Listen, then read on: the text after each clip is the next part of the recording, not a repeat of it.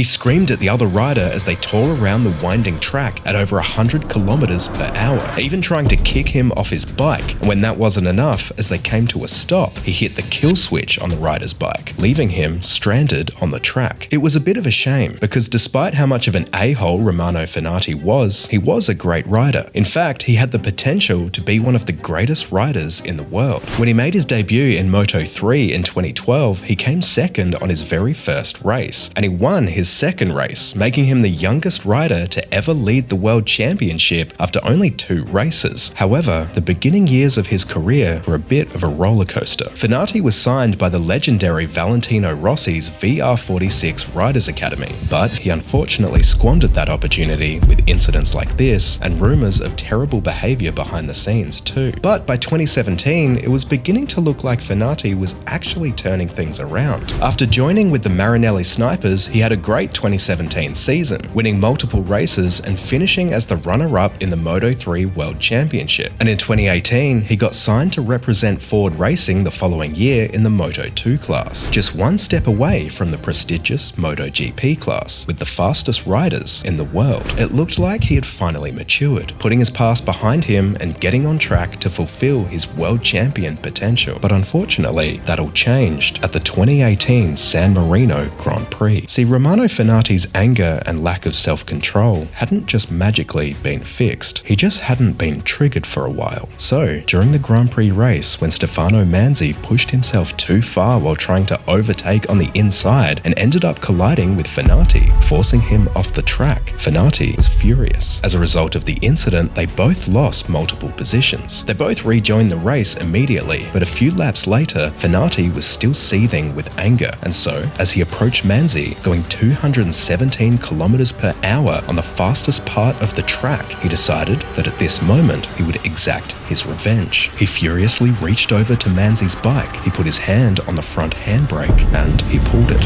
In this moment, which would later be reported to Italian prosecutors as a potential attempted murder, Romano Fenati had clearly let his anger get the better of him. Manzi's front wheel locked up and his bike wobbled, but thankfully he was able to drive away unharmed. It was one of the most dangerous and idiotic acts in moto racing history, and he couldn't have done it to a worse person. See, Stefano Manzi wasn't just any other rider, he was also set to be Fenati's teammate the following year at Ford Racing. Fenati received a 2-race ban, he was sacked from his team, and his 2019 contract with Ford Racing was immediately terminated. He did keep racing for a few more years, bouncing between teams in Moto2 and Moto3, but he never really reached his full potential and has since retired from racing.